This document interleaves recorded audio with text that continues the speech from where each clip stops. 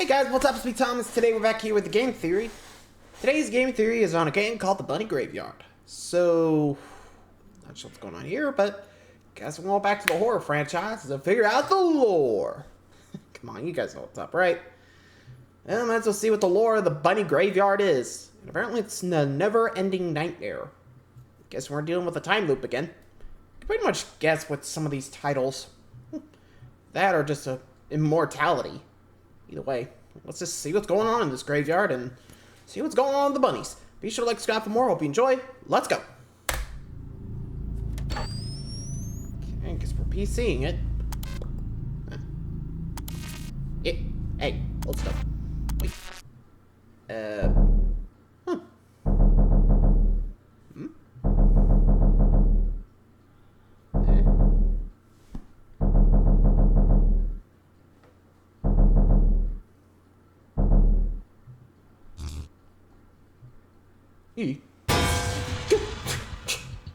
Hello, Internet! Welcome to Game Theory, the show that's hopping mad for indie horror. I think we can all agree that there's a bit of a checklist to grab an audience's attention these days. Cute visuals, harmless minigames, black goo, the color purple, evil experiments, an adorable animal mascot, extra points if it happens to be a rabbit, and even more points if it's a purple rabbit. It's a tried and true formula at this point, and it's clear that indie devs of the brand new game Bunny Graveyard saw that list and ran with it. I do not have access to it, okay? I think. Oh, I saw purple glow. Purple bunny glitching! Purple glitches, baby!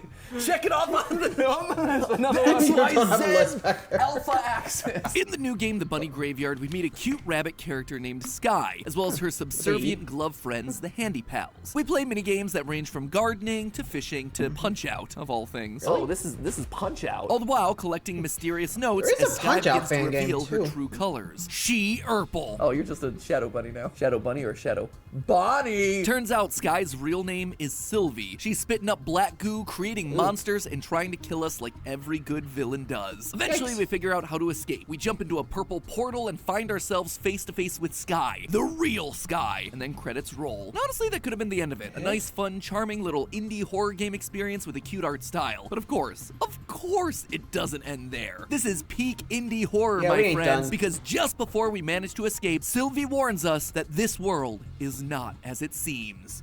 Classic indie horror 101. Leave us with a final warning that things aren't what you expect to get us to buy into the sequel and theorize about it. And just like it always does, I fell for the ploy hook, line, and sinker. Every game is legally required to have a fishing minigame. But bad puns aside, I gotta tell you, friends, Sylvie wasn't lying. The more of this bunny graveyard that I dug up, the more I realized that this thing is far from a run-of-the-mill indie game. All those tropes, those things you expect to see in indie horror games, they were just distractions. They were big misdirects, all to hide the truth about what's really going on in this game, which is a lot deeper and a lot more interesting than you'd expect. So hop into the void with me, friends, as I reveal the truth of the Bunny Graveyard Chapter 1, and maybe even lay out a few predictions for where I think we're gonna be headed next. When you first boot up the game, you start in front of an old computer monitor. On it, there are a few applications like Internet, which there's none of, MS Paint.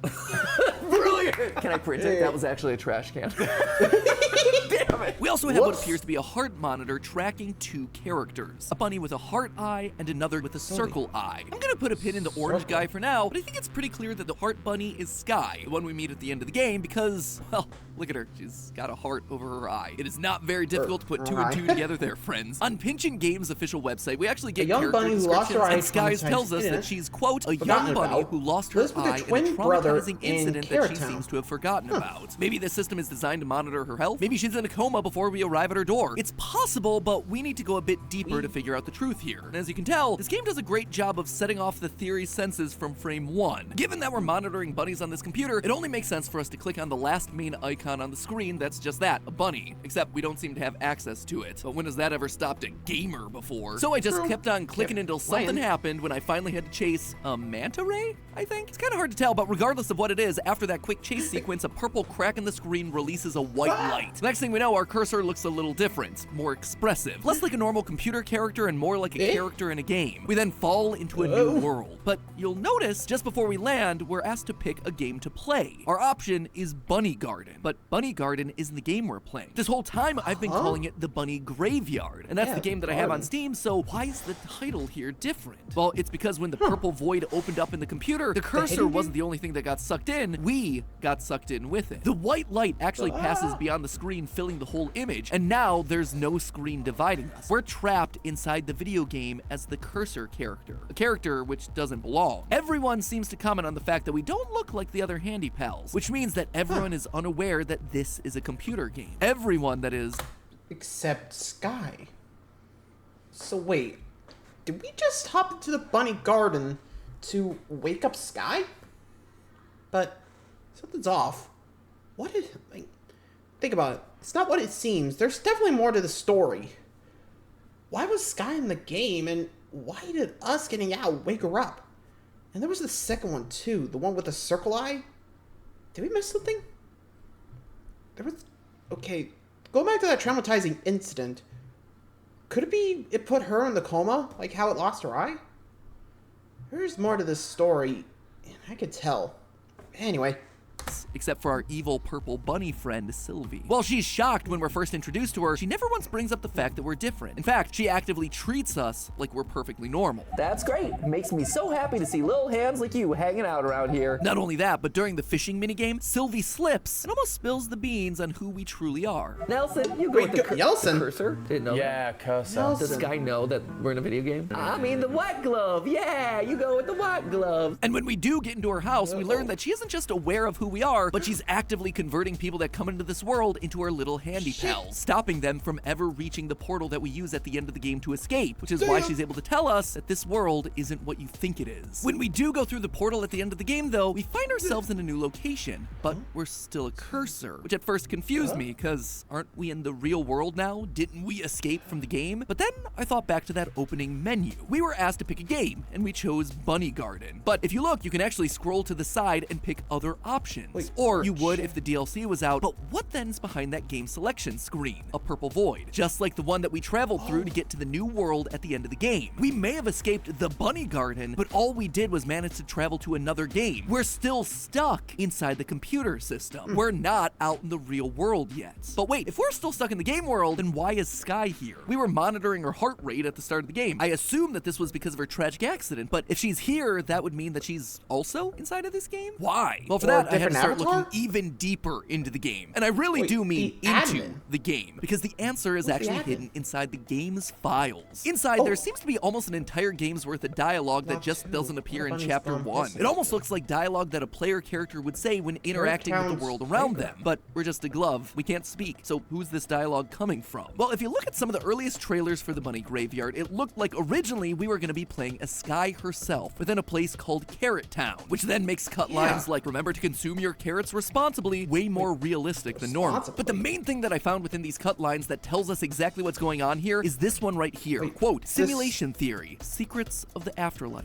Now, for context, there were some data miners that managed to get this build of the game working, and it was shown that this line was being said by Sky after finding some books in her house. Sadly, those videos were taken down because they infringed copyright, which, you know, completely justified there, but it just means that I can't show you, so you're just gonna have to take my word for this evidence point. Anyway, what these data miners were able to produce looked identical to some of the trailers that we've seen from before Chapter 1's release. And given that the dialogue is in the game's files, and in that game we play as Sky inside the house from the end of Chapter 1, I have a feeling this might be early hints as to what's going to be happening in Chapter 2. Now, for those of you who aren't aware, simulation theory is the idea that our universe, including all planets, galaxies, and life forms, are part of a simulation. It's like the Matrix, except with rabbits. Someone in Sky's world has become suspicious of the same thing that we've figured out, that they might be living inside a computer. But it's that second bit that really stood out to me. Secrets of the afterlife. Why would whoever's looking into them being inside of a simulation also be looking into what happens when we die? Unless that's exactly why they're in the simulation to begin with. What if Sky isn't in a coma or recovering from some tragic accident, but instead she died in that accident, and her remaining consciousness was uploaded into the system in order to keep her alive in some form? Suddenly, the name of this game makes complete sense. Bunny Graveyard. We're sucked into a computer that is literally the graveyard for dead bunnies like Sky, being kept alive in a new digital form. And thanks to the teaser released by by Pichon Games a year before its release, titled 4/1/1992, I think we have ourselves a date for when this incident began. April 1st, 1992. Although, I suppose it could be the 4th of January, 1992, because the developers are Cuban, and in Cuba they actually do day, month, year for their calendar dates. But either way, it is 1992 for certain, which was over 2 decades ago at this point, which itself might explain why there are so many cobwebs around. This cobwebs, we've got to clean this off. But this incident didn't just involve one rabbit, remember? At the start of the game, we saw 2 heart monitors, one for Sky and one for someone else. If we want to get the full picture here, we're gonna need to figure out who this other bunny is. And to do that, I'm gonna need you to prove that you aren't also in a simulation by hitting that subscribe button. Fun fact, by the way, I don't know if you're aware of this, but YouTube just added a new feature where if I say subscribe to the channel, the subscribe button should glow or sparkle for you for some reason. And then if you actually hit the button at that point, it like explodes. I'm not 100% sure. It has not worked on any of my devices. I don't know what my problem is, but hey, if you're subscribed to the channel already, unsubscribe and then re-hit subscribe just so you can get that little burst of dopamine. And if you're not subscribed to the channel, hit it anyway, because hey, well, that subscribe button gave you a little burst of dopamine. This channel will give you a big burst of dopamine every single week with our amazing episodes. Anyway, let's go talk about that mysterious other rabbit, shall we? The mysterious character that we only know by one letter, C. Throughout the course of the game, you find a handful of notes written by a mysterious character called C. The notes themselves don't really tell us anything important. It's just someone like us exploring this place for the first time and noting down everything they witness. Rabbit-like creatures gardening, the amazing architecture of the maze, the giant fish that tries to kill us later on. But it's not the contents of the notes that are the most interesting. It's the numbers on the top of those notes. 14, These notes 16, are numbered 13 to 16, which is odd since, you know, typically you'd want to start with number 1. But what's strange is that the lowest number 13 is found just outside of the void, while the other higher number notes are found much earlier in the game, further away from the void. 14 is at the start of the labyrinth, 15 is outside Sylvie's garden, and 16 is deep in the forest. It's clear that C is exploring this new world, but unlike us, he didn't arrive from the outside. Instead, I propose that C actually came from within the computer, from within the void. That's why all the notes are in reverse order, and why note 13 says, quote, just arrived at codename Flower. First thoughts, it's too happy looking for my taste. C has been planning on getting here. It has a code name for it and everything. If he's exploring the void... Okay, I think I can get what's going on here. C could be related to Sky, or Skyla, whatever, right? Sorry, name confusing. Anyway, my guess is he was playtesting this thing for Sylvie, right? You know, to keep her alive, hence the never-ending nightmare. My guess is this. Sorry, I'm just trying to remember. But the fact that it goes like from in here and we don't see C could mean C is still in there. Hence why the computer's messed up. So he never made it out. So does that mean the program went wild because of a virus? Could be. Honestly, I don't know when he wrote the notes. That could be a big question of where's C? Or what happened to him? Is he still alive? Is he one of the handy units that... Well, I mean, remember, when we got sucked in, we got turned into the cursor, you know, the mouse. So, does it happen to everyone? Or is there a certain rule we gotta follow? That's the big question. Let's keep going. There's gotta be more. Maybe he's in something like a central hub. He can see different cracks like the one that we fell through, or maybe doors like the one that we see in the original demo. And so he's given each one a different code name, which means that notes 1 through 12 are likely C exploring some of the other worlds. Worlds that I'm assuming we're likely to see in future chapters of this game. So who then is this mysterious C? Why are they traveling through the void to the other game worlds? Are they actually our missing second rabbit? Well, I believe the answer to that last one is a decided yes. Well, there isn't a single character in the game with a name beginning with C. We do have one character that's currently nameless. When you manage to unlock the game's secret ending, you'll be treated to a new clip of a blindfolded bunny just sitting in the void. Now, just because this is a rabbit in the void doesn't make him C. That would be pretty shallow evidence. So I decided to look outside of the games. And let me tell ya, I hit the jackpot. If you go back to Pichon Games' YouTube channel and scroll all the way back to their very first video, you'll find a reveal trailer that gives us everything that we're looking for. In it, we're introduced to Sky's brother, a grumpy looking rabbit whose eyes are being hidden. Sounds pretty familiar, right? But then we get at the linchpin. Sky calls out his name, Claudio, a name that starts with that all-important letter C. Claudio is our mysterious missing bunny, and the one who's traveling from game to game, leaving notes behind for us to find. The trailer even reveals how he ended up in the void to begin with. Let's just say he's not exactly the kindest of brothers, going so far as to call his sister Sky a one-eyed freak, which, as we learned earlier, happened during a tragic accident. So, way to kick someone while they're down there, dude. But after he does this, while he lies in the bed sleeping, a familiar black goo makes its way up his bed, grabs him, and then Claudio vanishes. And it was this moment where suddenly everything clicked into place. This single clip told me everything that I needed to know about Sylvie and her motivations. All the villainous things that Sylvie's been doing, making Sky's mean brother disappear, sucking people that come looking for Sky into the game and trapping them there, even dressing up as Sky and killing anyone that gets too close. It's all to do one thing: protect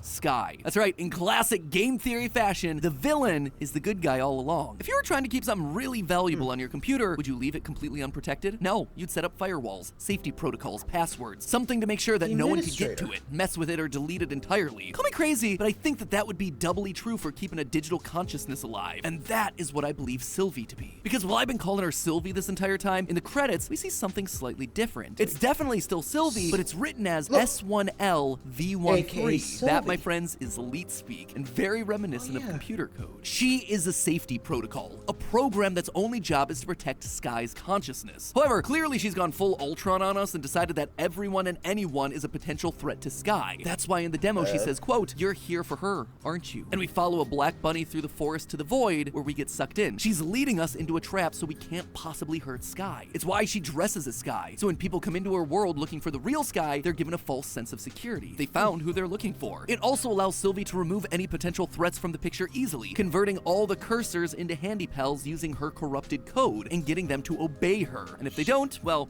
she could just bump them off. But the detail that really seals the deal here, the one that supports this theory more than anything else, in her character profile on Pichon Games' website, it asks us this, quote, "Why did she pretend to be Sky? And is she really all that bad?" Well, given everything else we've seen from her in the game, she would seem pretty bad. Unless, of course, she's doing it for reasons that she believes are good, protecting a poor, helpless rabbit with only one eye. I guess I shouldn't be too quick to judge purple bunnies, but then again, can you blame me? So there you have it, the real story of the bunny graveyard. A tragic tale of two bunnies fighting for their lives inside a simulated reality, only for the system designed to protect them to go rogue, killing anyone that comes near and sending one of them hurtling through the void to fend for themselves. But now that we've escaped and woken up Sky, I have a feeling Sylvia is going to be pretty mad about that. Given how crazy she already was, things are only going to get more dangerous from here. In some sneak peeks, we've already seen more black bunny creatures, much bigger and more terrifying than Sylvie appeared in Chapter 1. But there's also what I can only imagine is the evolved version of the glove spider monsters from Chapter 1, now having tied up other bunnies from this world. Presumably everyone that Sylvie saw as a threat to Sky. And maybe, just maybe, when we, the brave little cursor, find our way out of the simulation and back to reality, we can take Sky and Claudio with us, allowing them to live the lives that they never got to have. We just gotta hope that their overprotective security program doesn't manage to follow us through.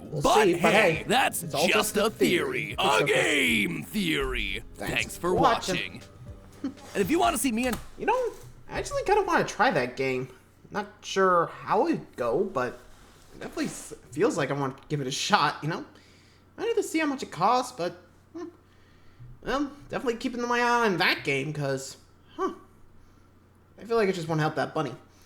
Anyway, thanks for watching, guys. Hope you guys enjoyed the theory. Let me know what you guys think of it. You think the AI is just keeping... Why do you think the AI is keeping Sylvie there? Any idea?